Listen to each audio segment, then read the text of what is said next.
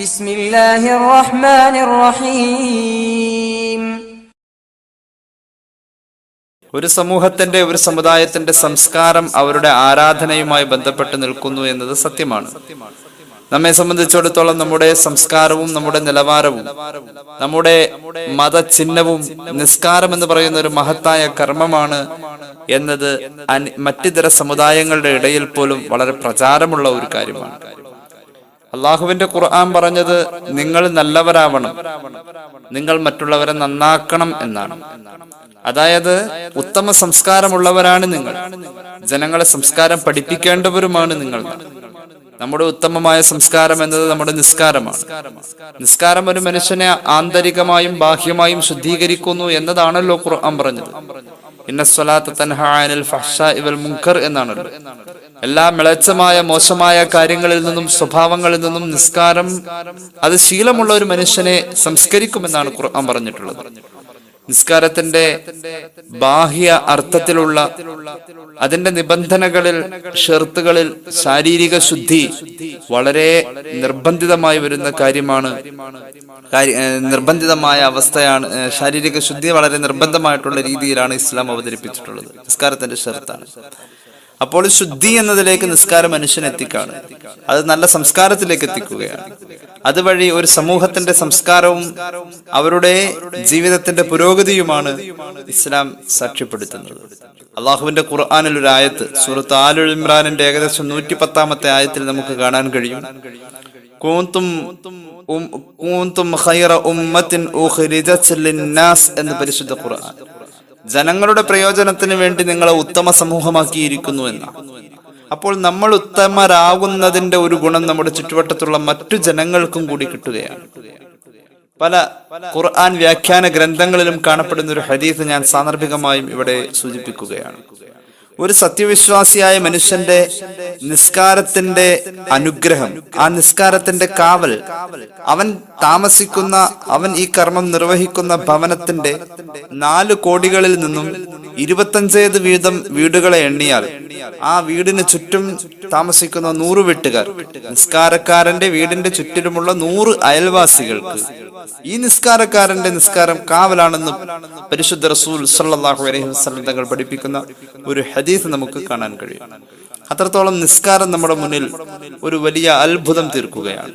നമ്മളൊക്കെ നിസ്കരിക്കുന്നവരാണ് എങ്കിൽ നിസ്കരിക്കാത്തവരെ സൂചിപ്പിക്കുന്ന, അവർക്ക് താക്കീതായി പറയപ്പെട്ടിട്ടുള്ള ചില കാര്യങ്ങളിലേക്കും കൂടി നമുക്ക് പോവേണ്ടിയിരിക്കും. നിസ്കാരത്തെ കുറിച്ച് ആമുഖമായി മനസ്സിലാക്കാം.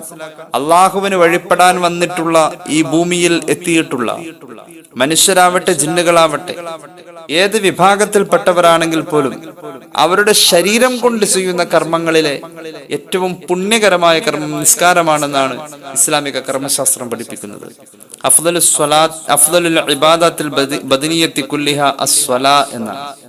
ശരീരം കൊണ്ട് ചെയ്യുന്ന കർമ്മങ്ങളിൽ ഏറ്റവും ഉത്കൃഷ്ടമായത് നിസ്കാരമാണ്. അള്ളാഹുവിന്റെ ഹബീബ് സല്ലല്ലാഹു അലൈഹി വസല്ലം തങ്ങൾ പഠിപ്പിക്കുന്ന ഒരു ഹദീസ് മഹാന്മാർ ഉദ്ധരിക്കുന്നതായി കാണാം. അള്ളാഹു 7 ആകാശങ്ങളെ പടച്ചു. 7 ആകാശങ്ങളെ പടച്ചപ്പോൾ ഹശാഹാ ബിൽ മലായികത്തി, 7 ആകാശങ്ങളിലും അള്ളാഹു മലക്കുകളെ വിതറിയിട്ടുണ്ട്, മലക്കുകളെ നിറച്ചിട്ടുണ്ട്. എന്നിട്ടോ വതഅബ്ബദഹും ബിസ്സലാ, അവർക്ക് അള്ളാഹു ഉത്തരവാദിത്തമായി നിസ്കാരം ഒരു ഇബാദത്തായി നിർവഹിക്കുക എന്ന് ഏൽപ്പിക്കുകയും ചെയ്തിട്ടുണ്ട്.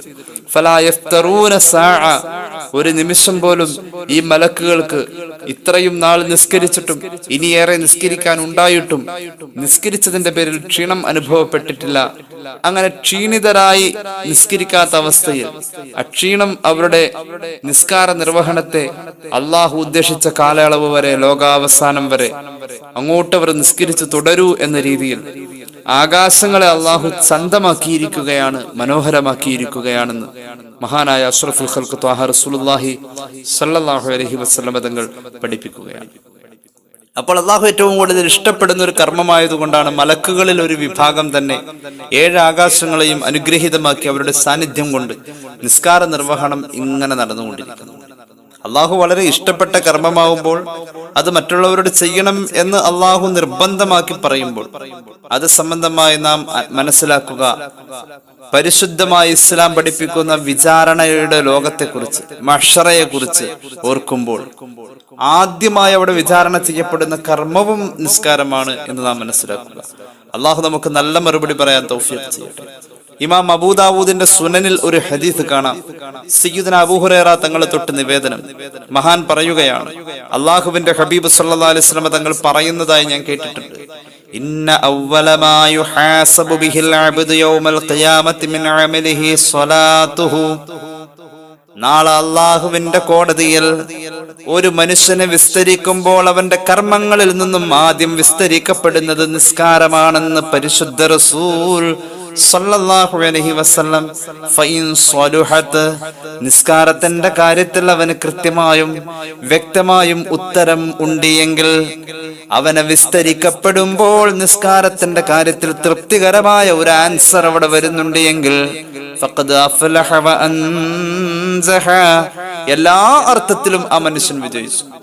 നിസ്കാരത്തിന്റെ കാര്യത്തിൽ ഇനി നെഗറ്റീവായിട്ടുള്ളൊരവസ്ഥയാണ് കാണപ്പെടുന്നത് എങ്കിൽ ഫഖദ് ഖസിറ, അവൻ പൂർണ്ണമായും പരാജയപ്പെട്ടു എന്ന് മുഹമ്മദ് റസൂൽ സല്ലല്ലാഹു അലൈഹി വസല്ലം. അള്ളാഹു നമ്മെ കാത്ത് രക്ഷിക്കുമാറാവട്ടെ. നിസ്കരിച്ചുകൊണ്ട് വിജയത്തിലേക്ക് നീങ്ങാൻ നമുക്ക് കഴിയണം. നിസ്കാരത്തിലേക്ക് വിളിക്കൽ തന്നെ വിജയത്തിലേക്കുള്ള വിളിയാണ്. ഹയ്യ അലൽ ഫലാഹ് എന്നാണ്. നിസ്കാരം ഒരു മനുഷ്യനെ വിജയത്തിലെത്തിക്കുകയാണ്. വിജയം എന്ന് പറയുന്നത് അള്ളാഹുവിന്റെ സഹായം കൊണ്ട് നമുക്ക് നേടാൻ പറ്റുന്ന ഒരു വലിയ ലാഭമുള്ള കാര്യമാണ്, വലിയ നേട്ടമാണ്. അള്ളാഹിന്റെ സഹായം വേണം വിജയത്തിലേക്ക് എത്താൻ, അല്ലേ? എന്ന് അള്ളാഹിന്റെ സഹായം കിട്ടുന്ന ആ വിജയകരമായ അവസ്ഥയെ കുറിച്ച് ഖുർആൻ തന്നെ പറയുന്നുണ്ട്. അള്ളാഹുവിന്റെ സഹായം കിട്ടുന്നു. വസ്തഈനൂ ബിസ്സബ്രി വസ്സലാഹ് وإنها لكبيرة إلا على الخاشعين. ഹൃദയത്തിൽ ഭക്തിയുള്ള ആളുകൾക്കല്ലാത്ത മറ്റെല്ലാവർക്കും നിസ്കാരം ഭാരമാണ്. എന്നാൽ ഈ നിസ്കാരത്തെ കുറിച്ച് നിങ്ങൾ മനസ്സിലാക്കുക, അള്ളാഹുവിന്റെ സഹായം കിട്ടണമെങ്കിൽ നിസ്കാരവും ക്ഷമയും വേണമെന്ന് പരിശുദ്ധമായ ഖുർആൻ നമ്മുടെ മുന്നിൽ പറയുകയാണ്. അപ്പോൾ അള്ളാഹുവിന്റെ സഹായം നേടിയെടുക്കാനുള്ള ഏറ്റവും വലിയൊരു മാർഗമാണ് നിസ്കാരം എന്ന് പറയുന്ന പുണ്യകർമ്മം. അള്ളാഹുവിന്റെ സഹായം ഉണ്ടാവേണ്ടേ നമുക്ക്? അള്ളാഹുവിന്റെ സഹായം ഉണ്ടാകണം. അള്ളാഹുവിന്റെ സഹായം ഉണ്ടാവണം. ഓരോ നിസ്കാരങ്ങൾക്കും ഓരോ പ്രത്യേകതയാ.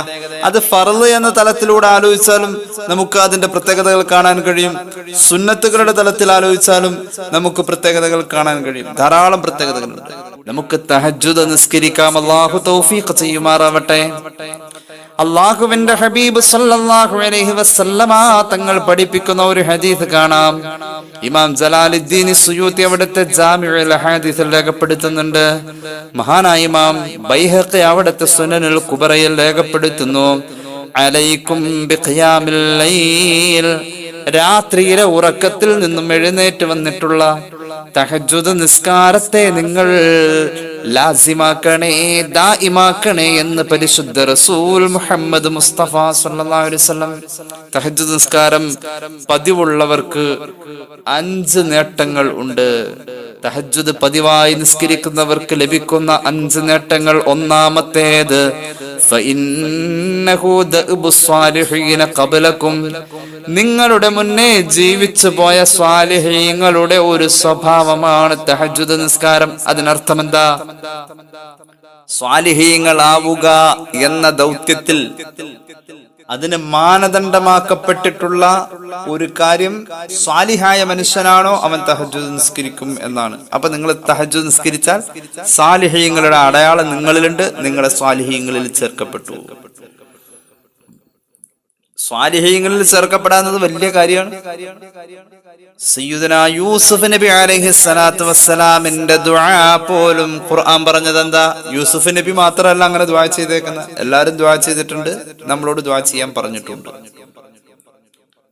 തവഫനി മുസ്ലിമൻ വ അൽഹിഖനി ബിസ്സാലിഹീൻ. സ്വാലിഹീങ്ങളോട് ചേരാൻ പറ്റുന്ന, സ്വാലിഹീങ്ങളോട് ചേരണം എന്നത് വലിയ മോഹവും അധ്വാനവും പ്രാർത്ഥനയുമായി കൊണ്ടു നടന്ന അമ്പിയാക്കൾ പോലും ഉണ്ട് എന്നല്ലേ ഖുർആൻ പറഞ്ഞത്? അവർ സ്വാലിഹീങ്ങളാവാനായിട്ടാണോ? എന്നാലും ആ കാര്യത്തിന് അത്ര ഗൗരവം ഉണ്ടെന്നാണ് അതുകൊണ്ട് നമ്മൾ മനസ്സിലാക്കേണ്ടത്. എന്നാൽ സ്വാലിഹിന്റെ സ്വഭാവം നിനക്കുണ്ടാക്കാൻ അള്ളാഹുവിന്റെ ഹബീബ് പഠിപ്പിച്ചു, തഹജ്ജുദ് നിസ്കാരം പതിവുണ്ടായാൽ മതി. തഹജ്ജുദ് നിസ്കാരത്തിന്റെ രണ്ടാമത്തെ നേട്ടം ഖുർബത്തുല്ലക്കും, നിങ്ങൾക്ക് അള്ളാഹുവോട് അടുക്കാൻ അത് തന്നെ ധാരാളം. അള്ളാഹുവേ നീ തൗഫീഖ് ചെയ്യ് തമ്പുരാനെ. തഹജ്ജുദ് നിസ്കാരം അള്ളാഹുവിലേക്ക് ഒരു മനുഷ്യനെ അടുപ്പിക്കുകയാണ്. മൂന്നാമത്തെ നേട്ടം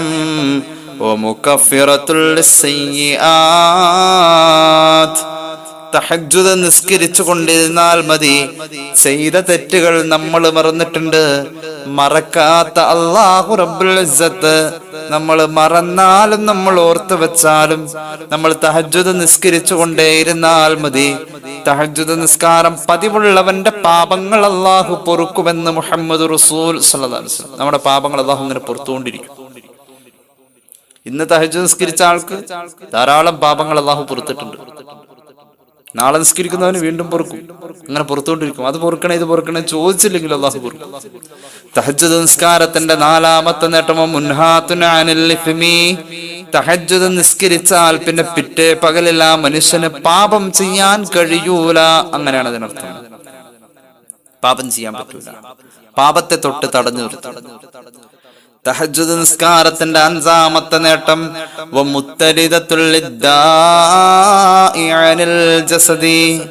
നമ്മുടെ ശരീരത്തിൽ നിന്നും മാരക രോഗങ്ങളെ തഹജ്ജുദ് നിസ്കാരം എന്ന പതിവ് തട്ടിമാറ്റുമെന്ന് മുഹമ്മദ് റസൂൽ സല്ലല്ലാഹു അലൈഹി വസല്ലം. ശരീരത്തിന് നല്ല റാഹത്തുണ്ടാകും, ശരീരത്തിന് നല്ല സുഖമുണ്ടാകും. പ്രശ്നങ്ങളേതും പരിഹരിക്കാൻ ഏറ്റവും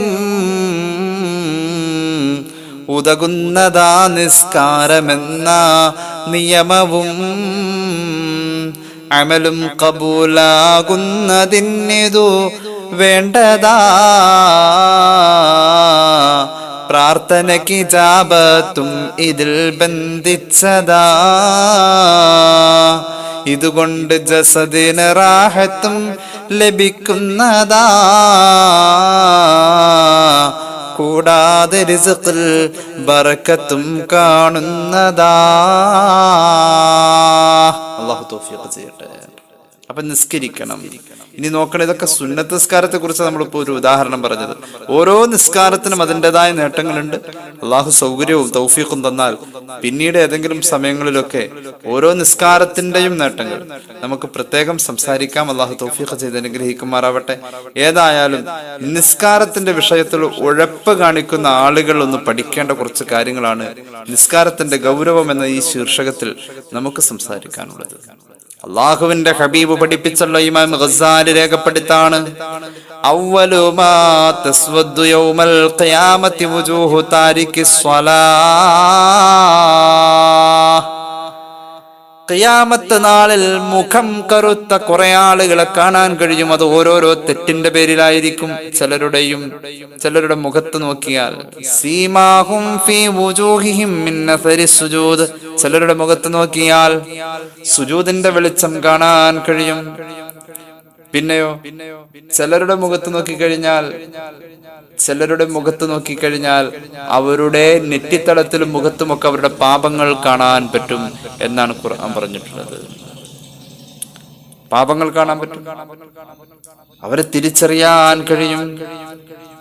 അൽയൗമ നഖ്തിമു അലാ അഫ്വാഹിഹിം വതുകല്ലിമുനാ ഐദീഹിം വതശ്ഹദു അർജുലുഹും ബിമാ കാനൂ യക്സിബൂൻ. പാപം ചെയ്തതൊക്കെ ഇങ്ങനെ പരസ്യമായിക്കൊണ്ടിരിക്കുക. കൈ ഇങ്ങനെ പറയും. പല രീതിയിലാണ് ഒരു മനുഷ്യൻ അവിടെ ആയിബാവുന്നത്.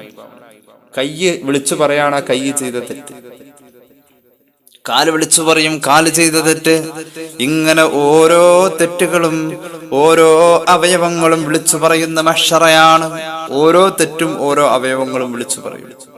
ആ സമയത്തുണ്ട് നമ്മുടെ മുഖം വെളുത്തിരിക്കും. നിസ്കാരം കൃത്യമാണ് എങ്കിൽ ഗുർറം മുഹജ്ജലീൻ എന്ന വുളൂഇന്റെ പുണ്യത്തെ കുറിച്ച് പറയുന്നിടത്തൊരു ഹദീസ് വചനമുണ്ട്. കൈകാലുകൾ വെളുത്തവരെ എന്ന് വിളിക്കപ്പെടും. വുളൂഇന്റെ വെള്ളം സ്ഥിരമായി ചെന്ന ഇടം വെളുത്തിരിക്കുന്ന. യുഅറഫുൽ മുജ്രിമൂന ബിസീമാഹും ഫയുഖദു ബിന്നവാസി വൽ അഖ്ദാം. സൂറത്തുർ റഹ്മാൻ.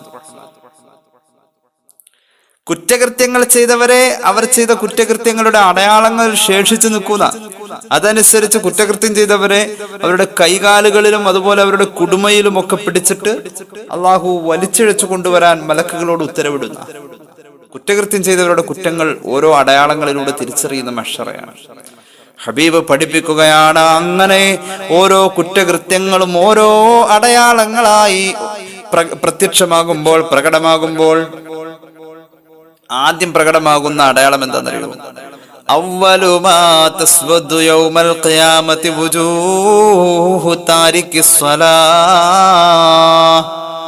ആദ്യം മുഖം കറുക്കുന്നത് നിസ്കാരം ഉപേക്ഷിച്ചവന്റേതാകുമെന്ന് ഔ കമാ ഖാല റസൂലുള്ളാഹി സ്വല്ലല്ലാഹു അലൈഹി വസല്ലം. നിസ്കാരം ഉപേക്ഷിച്ചവന്റെ മുഖമായിരിക്കും ആദ്യം കറുത്തു വരാം. വഅന്ന ഫീ ജഹന്നമ വാദിയൻ യുഖാലു ലഹു ലംലം. ലംലം എന്ന് പറയുന്ന ഒരു താഴ്വാരം നരകത്തിലുണ്ട്. എന്നിട്ടോ ഫീഹി ഹയ്യാത്ത്, അവിടെ പാമ്പുകളായിരിക്കും നിറയ്ക്കപ്പെട്ടിരിക്കുന്നത്. ലംലം എന്ന താഴ്വാരം. കുല്ലു ഹയ്യത്തിൻ, അതിലൊരു പാമ്പിന്റെ വലിപ്പം കണ്ടോ?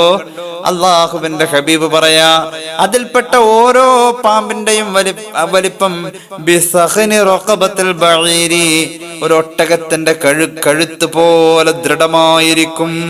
തൂലുഹാ മസീറത്തു ശഹർ, അതിന്റെ ഒരറ്റം മുതൽ മറ്റേ അറ്റം വരെ ഒരാൾക്ക് നടന്നെത്താൻ 1 മാസത്തെ വഴി ദൂരമുണ്ടെന്ന് മുഹമ്മദ് റസൂൽ സല്ലല്ലാഹു അലൈഹി വസല്ലം. ഒട്ടകത്തിന്റെ കഴുത്ത് പോലെ ദൃഢമായ ശരീരമുള്ള പാമ്പ് ഒരെണ്ണം. തൽസഉ താരിഖസ് സലാത്തി, ഒരു നിസ്കാരം ഉപേക്ഷിച്ച നരകവാസിയായ മനുഷ്യനെ ഈ പാമ്പൊന്ന് കടിച്ചാൽ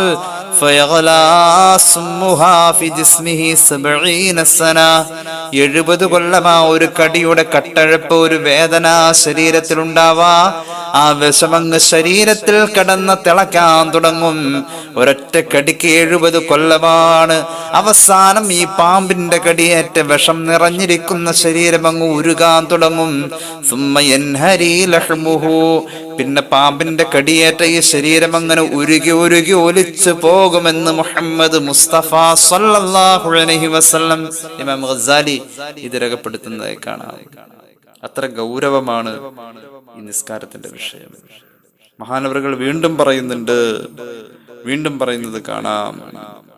روي عن بعض السلف أنه دفن أختا له ماتت. ഒരിക്കൽ സലഫ് സാലിഹീങ്ങളിൽപ്പെട്ട ഒരു മഹാൻ, അദ്ദേഹത്തിന്റെ പെങ്ങള് മരിച്ച പെങ്ങളെ മറവ് ചെയ്തു. فسقط منه كيس فيه مال في قبرها. മറവ് ചെയ്തപ്പോൾ ഖബറിന്റെ ഭാഗത്തേക്ക് കുനിഞ്ഞു നിന്ന് മണ്ണ് വാരിടുമ്പോ അദ്ദേഹത്തിന്റെ പോക്കറ്റിലുണ്ടായിരുന്ന നല്ല വിലപിടിപ്പുള്ള എന്തോ ഒരു സാധനം, ഒരു പണക്കിഴി അല്ലെങ്കിൽ എന്തെങ്കിലും ഒരു വിലപിടിപ്പുള്ള വസ്തു ആ ഖബറിലേക്ക് വീണുപോയി. വലം യശ്അർ ബിഹി ഹത്താ സറഫ അൻ ഖബ്രിഹ. ഖബർ മറവുമാടി അദ്ദേഹം വീട്ടിലേക്ക് വരുന്നവരെ ഇത് നഷ്ടപ്പെട്ടത് അദ്ദേഹത്തിന് ബോധ്യായില്ല. സുമ്മ തദക്കറഹു, പിന്നെ ഓർമ്മ വന്നു, പഠിച്ചോനെ ആ ശരിയാണ്, അത് നഷ്ടപ്പെട്ടത് ഖബറിലേക്ക് വീണ പോലെ എനിക്ക് തോന്നുന്നുണ്ട്, അപ്പൊ ഖബറിൽ ഉണ്ടാവാൻ സാധ്യതയുണ്ട്. അങ്ങനെ ഖബറിൽ പോയ കാര്യം ഓർമ്മ വന്നു. ഫറജഅ ഇലാ ഖബ്രിഹ, അങ്ങനെ ആ മഹാൻ പെങ്ങളുടെ മറവ് ചെയ്യപ്പെട്ട ഖബറിന്റെ പരിസരത്ത് വന്ന് ഫനബശഹു ബഅദ മൻസറഫ അന്നാസു. ജനങ്ങളൊക്കെ അവിടുന്ന് പോയി എന്ന് ഉറപ്പായപ്പോ അദ്ദേഹം ആ ഖബർ മാന്തി. ആ സമയത്ത് അദ്ദേഹം ഖബറിൽ തന്റെ നഷ്ടപ്പെട്ട സാധനത്തെ കണ്ടെത്തി. നോക്കണം, ഇവിടെ ഒരു കാര്യം പ്രത്യേകം ആലോചിക്കണം കേട്ടോ. അങ്ങനെ ഖബർ മാന്താവുന്നു, ഖബർ മാന്താനൊക്കെ പറ്റും. വിലപിടിപ്പുള്ള സാധനം ഖബർ മറവ് ആടുന്ന സമയത്ത് വീണുപോയത് ബോധ്യപ്പെട്ടത് മണ്ണിട്ട് മൂടിയ ശേഷമാണെങ്കിൽ അത് മാന്തി എടുക്കാൻ ഇസ്ലാമിക കർമ്മശാസ്ത്രം അതിന് അനുവാദം നൽകുന്നുണ്ട്. പല മഹാന്മാരുടെയും ഖബർ മാന്തി അവരുടെ ശരീരത്തെ എടുത്ത് മറ്റു സ്ഥലങ്ങളിലേക്ക് മാറ്റി മറവ് ചെയ്തതായിട്ടൊക്കെ നമുക്ക് ചരിത്രത്തിൽ വായിക്കാം. ഉഹദിൽ തന്നെ ധാരാളം സംഭവമുണ്ട്. ഉഹദ് യുദ്ധാനന്തരം ഉഹദ് മലയിൽ മറവ് ചെയ്യപ്പെട്ടവരെ ഒരു വലിയ വെള്ളപ്പൊക്കോ മഴയോ എന്തോ ഇങ്ങനെ കുത്തിയൊലിച്ചു വന്നപ്പോൾ, അവിടുത്തെ മണ്ണൊലിച്ചു പോയപ്പോൾ ആ ശരീരങ്ങൾ പുറത്തു വരികയും ആ ശരീരങ്ങളെ വർഷങ്ങൾക്ക് ശേഷം എടുത്ത് താഴ്ഭാഗത്തേക്ക് കൊണ്ടുവന്ന് ഉഹദിൽ നിന്ന് കാണുന്ന ആ ഖബർസ്ഥാനിൽ മറവ് ചെയ്യപ്പെട്ടതായും അങ്ങനെ കുറെ സ്വഹാബികളുടെ ശരീരങ്ങൾ ആ കാലഘട്ടത്തിൽ അങ്ങനെ ചെയ്തതായും ഒക്കെ ചരിത്രത്തിൽ നമുക്ക് വായിക്കാൻ കഴിയും. ഏതായാലും അനുവാദമുള്ള കാര്യമാണെങ്കിൽ തന്നെയും ഇമാം ഗസാലി പറയാണ്, അദ്ദേഹം ജനങ്ങളൊക്കെ പിരിഞ്ഞു പോയ ശേഷമാണ് ഖബർ കുഴിക്കാൻ തുടങ്ങിയത്. അങ്ങനെ ഖബർ കുഴിച്ചു വരുമ്പോൾ തന്റെ വിലപിടിപ്പുള്ള വസ്തു അവിടെ കണ്ടു. പക്ഷേ അദ്ദേഹം ഖബറിൽ അതിലേറെ അത്ഭുതകരമായ ഒരു കാഴ്ചയാ കണ്ടത്. ഖബറിങ്ങനെ തീയിന്റെ കനലുകൾ കത്തി അമരുന്ന ശബ്ദം കേൾക്കാം. തീനാളങ്ങൾ പുകയുമായി ഉയർന്നു വരുന്ന ആളലിന്റെ വലിയ ഭീകരമായ ശബ്ദം കേൾക്കാം. പെട്ടെന്നതാ ഖബറിലേക്ക് അദ്ദേഹം മണ്ണിങ് വാരിയിട്ട് നിറയ്ക്കാൻ തുടങ്ങി. അദ്ദേഹത്തിന്റെ പെങ്ങള് മരിച്ചു, ഇനി അവശേഷിക്കുന്നത് ഉമ്മ മാത്രമാണ്. ഉമ്മാടെ അടുത്തേക്ക് ചെന്നിട്ട് ബാക്കിയൻ ഹസീന, വല്ലാത്ത കരച്ചിലോടുകൂടെ ഉമ്മാടെ അടുത്ത് ചെന്നിട്ട് ആ ഉമ്മയോട് ചോദിക്കാണ്, യാ ഉമ്മ അഖ്ബിരീനി അൻ ഉഖ്തി വമാ കാനത് തഅമലു. നമ്മുടെ മോളുടെ അവസ്ഥ എന്തായിരുന്നു എന്ന് പറഞ്ഞെന്നമ്മ. അവൾ എന്തൊക്കെ പണിയാറും ചെയ്യണം ഇവിടെ? നമ്മുടെ മോളെ പറ്റി പറഞ്ഞ, എന്റെ പെങ്ങളെ പറ്റി പറയുമ്മ, അവളുടെ അവസ്ഥയെന്ന് കുറിച്ച് പറഞ്ഞേ. യാ ഉമ്മ റഅയ്തു ഖബറഹാ യസ്തഇലു അലൈഹാ നാറാ. എന്റെ പെങ്ങളുടെ ഖബർ ഞാൻ രണ്ടാമത് മാന്തേണ്ടി വന്നു. എന്റെ വിലപിടിപ്പുള്ള ഒരു വസ്തു അതിൽ പോയപ്പോ ഞാനിപ്പോൾ ഖബർ ഇങ്ങനെ മാന്തി വന്നപ്പോൾ അതിന്റെ അകത്ത് തീ കണ്ടു. ഫബക്കത്ത്, ഞാൻ ആ സമയം കരഞ്ഞുപോയി, പേടിച്ചുപോയി. ഈ കഥ ഉമ്മാടെ മുന്നിലങ്ങ് പറയുമ്പോൾ ഉമ്മയും കരയാൻ തുടങ്ങി. ഉമ്മ പറഞ്ഞു, യാ വലദീ കാനത് ഉഖ്തുക തതഹാവനു ബിസ്സലാ വതുഅഖിറുഹാ അൻ വഖ്തിഹാ. പൊന്നുമോനെ, നിന്റെ പെങ്ങള് നിസ്കരിക്കാത്തവളായിരുന്നില്ല, പക്ഷെ നിസ്കാരത്തെ നിസ്സാരമാക്കുമായിരുന്നു. നിസ്കാരത്തിന്റെ സമയത്തെ അവള് പിന്തിപ്പിക്കുമായിരുന്നു. നിസ്കാരത്തിന്റെ വഖത്തിനെ ഒന്ന് പിന്തിപ്പിച്ചതിന്റെ പേരിൽ അനുഭവിക്കുന്നത് ഈ അവസ്ഥയാണെങ്കിൽ നിസ്കരിക്കാത്ത മനുഷ്യനെ കുറിച്ചുള്ള ചർച്ച തന്നെ ഇല്ലെന്ന് ഇമാം ഗസാലി ഇതിന്റെ താഴെ രേഖപ്പെടുത്താണ്. നിന്റെ പെങ്ങള് നിസ്കരിക്കുമായിരുന്നു, നിസ്കാരത്തിന്റെ സമയത്തെ മാനിക്കൂല. അള്ളാഹു നമ്മെ കാത്തിരക്ഷിക്കുമാറാവട്ടെ. കണ്ടോ, പരിശുദ്ധമായ ഖുർആൻ ഒരു വിഭാഗത്തെ കുറിച്ച് പറയുന്ന കണ്ടോ. അള്ളാഹുവിന്റെ നരകത്തിൽ രണ്ട് താഴ്വാരമുണ്ട്. നമ്മൾ ഈ വിഷയം മുമ്പ് പറഞ്ഞിട്ടുണ്ട്, സൂചിപ്പിച്ചിട്ടുണ്ട്, എന്നാലും ഒന്നുകൂടി പറയാണ്. അള്ളാഹുവിന്റെ ഖുർആൻ പറയുന്നുണ്ട് നരകത്തിന്റെ രണ്ട് താഴ്വാരത്തെ കുറിച്ച്. ഒന്ന് ഗയ്യ് എന്നുള്ളതും രണ്ട് അസാം എന്ന് പറയുന്ന നരകത്തിന്റെ രണ്ട് ഭാഗങ്ങൾ. ഗയ്യ്, അസാം എന്ന് പറയുന്ന രണ്ട് ഭാഗങ്ങൾ. അതിലേക്ക് എത്തിപ്പെടുന്നവർ ആരൊക്കെയാണെന്ന് ചോദിച്ചാൽ പ്രധാനമായും നിസ്കാരത്തിന്റെ വിഷയത്തിൽ ഉഴപ്പ് കാണിക്കുന്ന ആളുകൾ തന്നെയാണ്. ഖുർആൻ രണ്ടിടങ്ങളിലായിട്ട് ഈ വിഷയം സൂചിപ്പിക്കുന്നുണ്ട്. നമുക്കൊന്ന് ആ ആയത്തുകളൊന്ന് പരിചയപ്പെടാം. ബിസ്മില്ലാഹിർ റഹ്മാനിർ റഹീം. فخلف من بعدهم خلف أضاعوا الصلاة واتبعوا الشهوات فسوف يلقون غيا. സൂറത്ത് മറിയം ആയത്താണ്. അള്ളാഹു പറയുന്നു, പിന്നീട് ഒരു വിഭാഗം ഇവിടെ വരുന്നു. അവർ നിസ്കാരത്തെ പാഴാക്കി കളയുന്നു. അവരുടെ ശരീരത്തിന്റെ താല്പര്യങ്ങളുടെ പിന്നാലെ അവർ പോകുന്നു. അവർ പിന്നീട് ചെന്ന് ചേരേണ്ടത് ഗയ്യ് എന്ന് പറയുന്ന നരകത്തിലാണ്. ഈ ആയത്തിൽ രണ്ട് കാര്യങ്ങളാണ് പറഞ്ഞിട്ടുള്ളത്. ഒന്നാമത്തേത് നിസ്കാരത്തെ പാഴാക്കുന്നവർ എന്ന് പറഞ്ഞു. രണ്ടാമത്തേത് സ്വന്തം ശരീരത്തിന്റെ താല്പര്യങ്ങളുടെ പിന്നാലെ പോകുന്നു എന്ന് പറയുന്നു. എന്നിട്ട് അല്ലാഹു പറഞ്ഞത് ഗയ്യ് എന്ന് പറയുന്ന നരകത്തെയാണ്. രണ്ട് കാര്യം പറഞ്ഞിട്ട് ഈ രണ്ട് കാര്യത്തിൽ നിസ്കാരത്തെ പാഴാക്കുന്നവരോട് ബന്ധപ്പെട്ടിരിക്കുന്ന നരകത്തിന്റെ ഭാഗമായ ഗയ്യ് എന്ന് പറയുന്ന ഭാഗത്തെ മാത്രം ആയത്തിൽ സൂചിപ്പിച്ചു. നിസ്കാരം ഉപേക്ഷിക്കുന്നവർക്ക് ഗയ്യ് എന്ന നരകമുണ്ട്. നിസ്കാരം ഉപേക്ഷിക്കുന്നു, അതിനൊരു പരിധിവരെ. കാരണം അവരുടെ ശരീരത്തിന്റെ താല്പര്യങ്ങളുടെ പിന്നാലെ പോകുന്നു. ശരീരത്തിന്റെ താല്പര്യങ്ങളുടെ പിന്നാലെ പോകുന്നവർക്ക് വെച്ചിരിക്കുന്നത് അസാം എന്ന നരകമാണ്. ഇത് രണ്ടും യഥാർത്ഥത്തിൽ നിസ്കാരം ഉപേക്ഷിക്കലിന്റെ കാരണങ്ങളും കാര്യവുമാണ്. അപ്പൊ അസാം എന്ന് പറയുന്ന നരകത്തെ കുറിച്ച് സൂചിപ്പിക്കുന്നത് താല്പര്യങ്ങളുടെ പിന്നാലെ പോയതിന്റെ ശിക്ഷയായിട്ടാണ്. അത് വേറെ ഒരു ആയത്തിൽ നമുക്ക് കാണാൻ കഴിയും, സൂറത്തുൽ ഫുർഖാൻ. വല്ലദീന ലാ യദ്ഉന മഅല്ലാഹി ഇലാഹൻ ആഖർ വലാ യഖ്തുലൂന അൻ-നഫ്സല്ലതീ ഹറമല്ലാഹു ഇല്ലാ ബിൽ ഹഖ് വലാ യസ്നൂന വമൻ യഫ്അൽ ദാലിക യൽഖ അസാമാ. ശരീരത്തിന്റെ താല്പര്യങ്ങളുടെ പിന്നാലെ പോകുന്നവർ ചെന്ന് ചേരുന്നത് അസാം എന്ന് പറയുന്ന നരകത്തിലാണ്. നിസ്കാരത്തെ ഉപേക്ഷിക്കുന്നവർ ചെന്ന് ചേരുന്നത് ഗയ്യ് എന്ന് പറയുന്ന നരകത്തിലാണ്. ശരീരത്തിന്റെ താല്പര്യത്തിന്റെ പേരിൽ നിസ്കാരം ഉപേക്ഷിക്കലാവുമ്പോഴെന്താവും? ഈ രണ്ടും നിസ്കാരം ഉപേക്ഷിച്ചവന് കിട്ടിയിരിക്കും. അള്ളാഹു കാത്തിരക്ഷിക്കട്ടെ. ഈ ആയത്തുകളുടെ വ്യാഖ്യാനത്തിൽ മഹാനായ ഇമാം ജലാലുദ്ദീൻ സുയൂത്തി കൊടുക്കുന്നുണ്ട് അദ്ദേഹത്തിന്റെ ദുർറുൽ മൻസൂറിൽ. നിസ്കാരം പാഴാക്കുന്നു എന്ന് പറഞ്ഞാൽ ലോകാവസാനത്തിന്റെ തൊട്ടടുത്ത കാലമാണത്. അതായത് നമ്മളൊക്കെ ജീവിക്കുന്ന ഈ കാലം. മിൻ ഹാദിഹിൽ ഉമ്മത്തി, ഈ സമുദായത്തിലെ ആളുകളായിരിക്കും ഇത് ചെയ്യാ. യതറാകബൂന ഫി ത്വരീഖി, അവർ വഴിയിലൂടെ അങ്ങോട്ടും ഇങ്ങോട്ടും വാഹനത്തിൽ പോകുന്നുണ്ട്, പക്ഷെ പള്ളിയിൽ നിസ്കാരം നടക്കുന്നുണ്ട്. കമാ തറാകബുൽ അൻആം, കന്നുകാലികളും പോകാറുണ്ട് ആ ടൗണിക്കടെ, ആ അങ്ങാടിക്കടെ കന്നാലിയും അങ്ങോട്ടും കൊണ്ട് ഇങ്ങോട്ടും കൊണ്ട്. ഈ അമ്പലമൂരികളൊക്കെ ഉണ്ടാവില്ല, കഴുത്തിൽ കയറൊന്നുമില്ലാതെ. പള്ളിയിൽ നിസ്കാരം നടക്കുമ്പോൾ ഈ മൃഗങ്ങൾ അങ്ങോട്ടും ഇങ്ങോട്ടും പോകുമ്പോൾ മൃഗങ്ങളെ സംബന്ധിച്ചിടത്തോളം നിസ്കാരവും വേണ്ട പള്ളിയും വേണ്ട എന്ന പോലെ വാഹനത്തിൽ അങ്ങോട്ടും ഇങ്ങോട്ടും നടക്കുന്ന കുറെ ആളുകൾ, വാഹനത്തിൽ കുറെ ആളുകൾ അങ്ങോട്ടും ഇങ്ങോട്ടും നടക്കുന്ന ഒരവസ്ഥ ലോകാവസാനത്തിന്റെ തൊട്ട് മുന്നേ ഉണ്ടാകുമെന്ന് ഈ ആയത്തിന്റെ വ്യാഖ്യാനത്തിൽ മുഫസ്സിരിങ്ങൾ രേഖപ്പെടുത്തുകയാണ്.